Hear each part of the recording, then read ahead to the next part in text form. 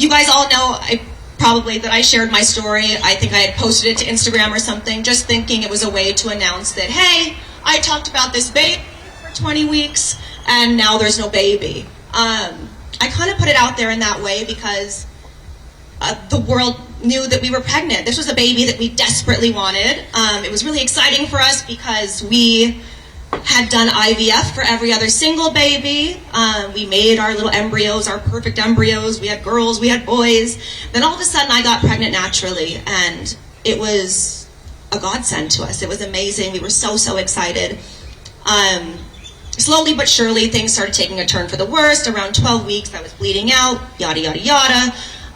One thing that was really hard for me was that I never experienced any pain in it, so I never thought of it as being anything other than a miscarriage. You know, we hear the word abortion, we think there's some kind of pain with it. We think that something's happening when something happens to our body. Nowhere in those days in the hospital getting blood transfusions did I think that I was in danger of losing this baby because I was in no pain. And not to mention, there's such a stigma around the word abortion. Nobody wants to say abortion, but abortion, abortion, abortion, abortion. That I didn't even know I had one, you guys, and that was so embarrassing to admit in front of the entire world. You know how embarrassing it is to come out in front of the entire world and say, holy I had an abortion. And I only knew it because during Roe v. Wade, I remember it happening and me looking at John saying, that is so terrible what those people have to go through and this choice they have to make. That is so terrible for them. And then he said, for you? For us?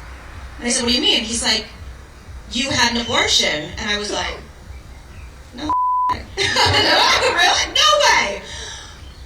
My mind was blown that day, and I realized that same day that if I didn't know the language around this, and I didn't know what was happening to my body, how could other people possibly empathize with our situation and our scenario? So I wanted to make sure that I became the person that could amplify all of you out here in making sure that the language is used and it's used in a correct medical way, and knowing that people know that abortion is health care.